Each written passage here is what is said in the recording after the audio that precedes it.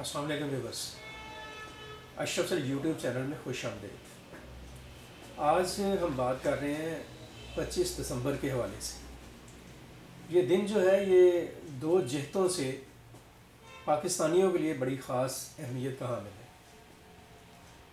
ایک تو یہ دن جو سا ہے وہ قائد اعظم کا 147واں یوم پیدائش ہے بانی پاکستان کا، اور دوسرا یہ کرسمس ڈے بھی، یعنی کہ حضرت عیسیٰ علیہ السلام کا یوم پیدائش ہے۔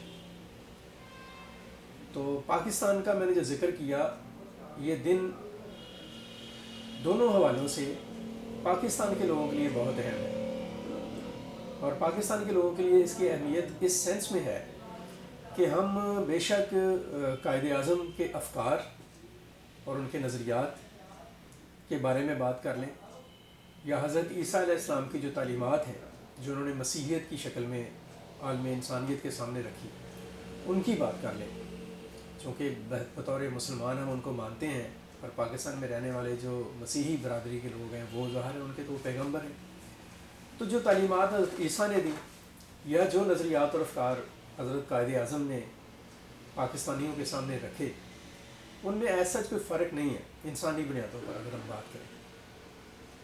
لیکن بدقسمتی یہ ہے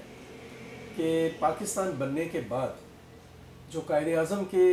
افکار تھے، یا حضرت عیسیٰ علیہ السلام کی جو تعلیمات ہیں، یا پھر اگر ہم یہ بات کہیں کہ پاکستان جو ہے وہ اسلامی جمہوریہ پاکستان ہے، تو اسلام کی جو تعلیمات ہیں اور اسلام کے جو افکار ہیں، یا پھر اگر اگلی بات ہم کریں گے جمہوریت جو ہے اس کے کیا اصول ہیں اور اس کا کیا فریم ورک ہے، تو پاکستان میں جو لوگ پاکستان بننے کے بعد بتدریج مسلط ہوئے، اور جو لوگ اقتدار کے دھارے پر فائز اور قابض ہوئے، وہ سیاستدان تھے یا غیر سیاسی لوگ تھے یا وہ کوئی بھی تھے،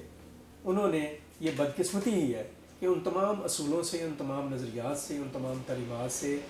انٹینشنلی اور غیر ارادی دونوں طریقوں سے اعتراض کیا، اور نتیجہ یہ ہے کہ پاکستان بہت سارے مسائل کا شکار ہے اور ماضی میں بھی رہا ہے۔ اگر ہم قائد اعظم کی بات کرتے ہیں، آج 25 دسمبر ہے، ان کی پیدائش کا دن ہے، تو قائد اعظم نے تو جب پاکستان بنا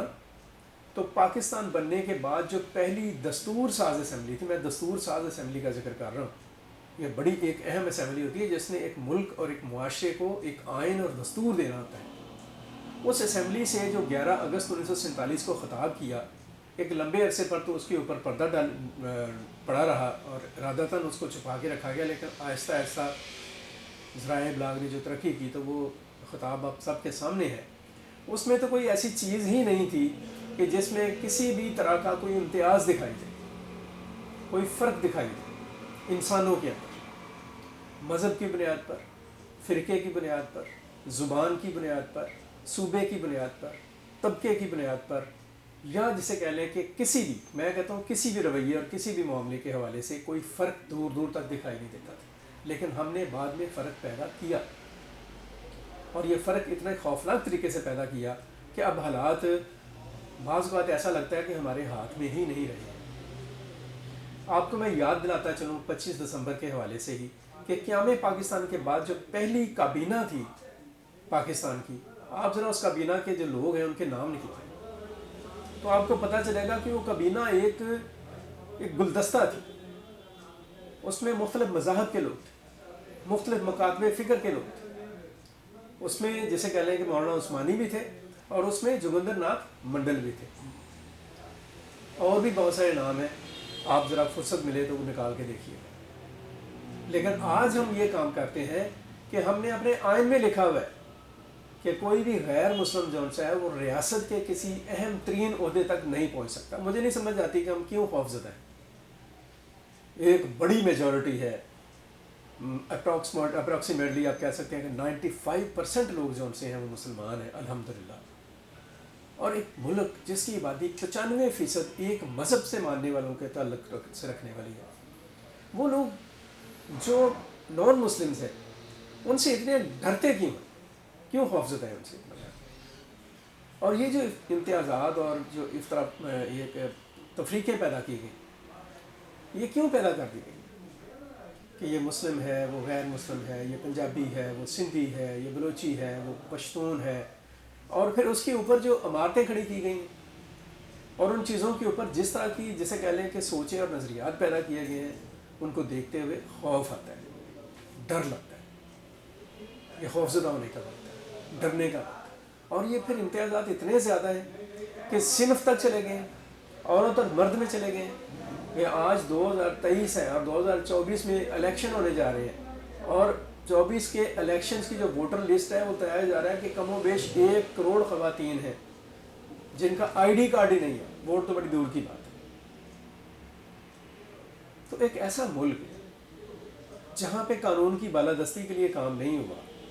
جہاں پہ معاشرے کے اندر جو تفریقات ہیں ان کو ختم کرنے کے لیے کام نہیں ہوا بلکہ ان کو بڑھایا گیا تاکہ ہمارا اقتدار جو ہے وہ مضبوط رہے، جہاں پہ سماجی انصاف کے لیے کام نہیں ہوا، جہاں پہ بنیادی انسانی حقوق کی پامالیوں کے خلاف کوئی مؤثر کام جو ہے وہ دکھائی نہیں دیا، جہاں پہ جو پسماندگی ہے اور جو جہالت ہے اور جو غربت ہے اور جو بے روزگاری ہے اس کو دور کرنے کے لیے کوئی جسے کہا جا سکتا ہے کہ کوئی ایسے لاہے عمل کو سامنے لے کر نہیں آ سکے جس کے نتائج ہم دیکھ سکیں، جہاں کی معیشت جو سی وہ خطرات میں ہے، جہاں پہ قومی سلامتی کے اوپر بہت سارے خطرات ہیں، جہاں پہ داخلی امن جو ہے اس کو دہشت گردوں سے اور انتہا پسندوں سے خطرہ ہے، اس ملک کو اور اس جسے کہا جا سکتا ہے معاشرے کو محفوظ رکھنے کے لیے، ترقی کرنے کے لیے، خوشحالی کی طرف بڑھنے کے لیے، بقا کے لیے، استحکام کے لیے کتنے مسائل کا سامنا ہو سکتا ہے،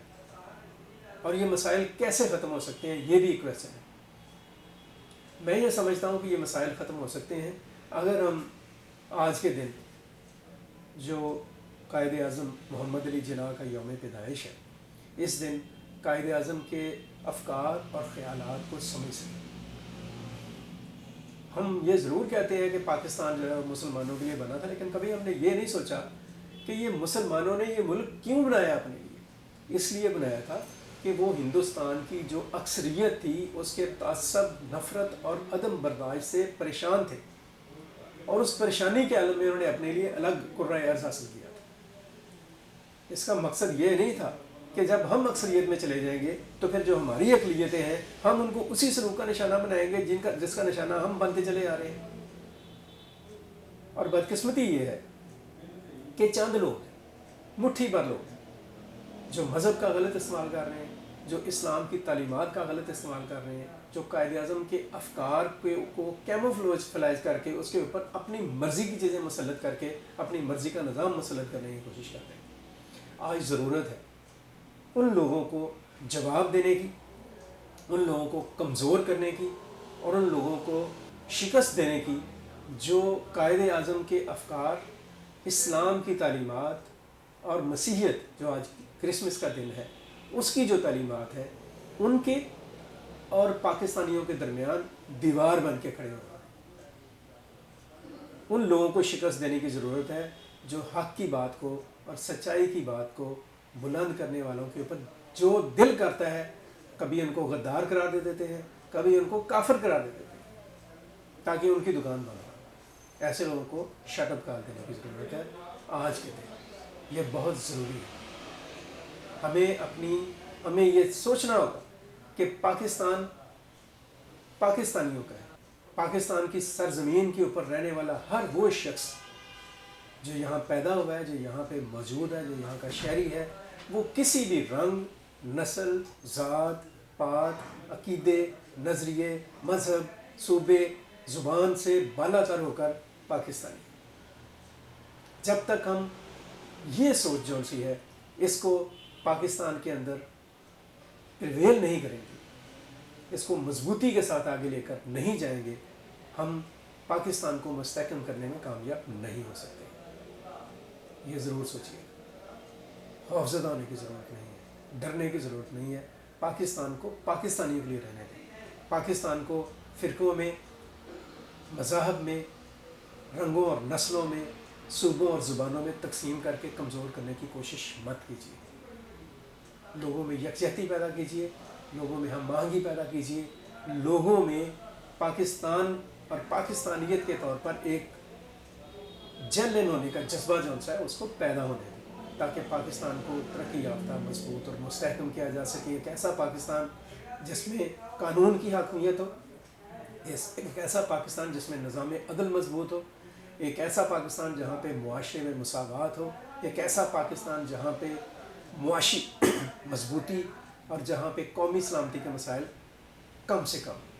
آج کرسمس اور یوم گالیاس کے اوپر یہی گفتگو ہے، یہی بات ہے، اس پر سوچیں، اس پر غور کیجیے۔ اب تک کے لیے اتنا ہے۔ اپنا بہت سارا خیال رکھیں، اپنے گرد و نواح کا خیال رکھیں، پاکستان کے لیے سوچیں اور ہمیشہ پاکستان کے لیے کچھ اچھا کرنے کی کوشش کرتے رہیں۔ مجھے عبد المقدم کامران اور ہاشم ظہیر کو اجازت دیجیے۔ اللہ حافظ۔ پاکستان پائیدار۔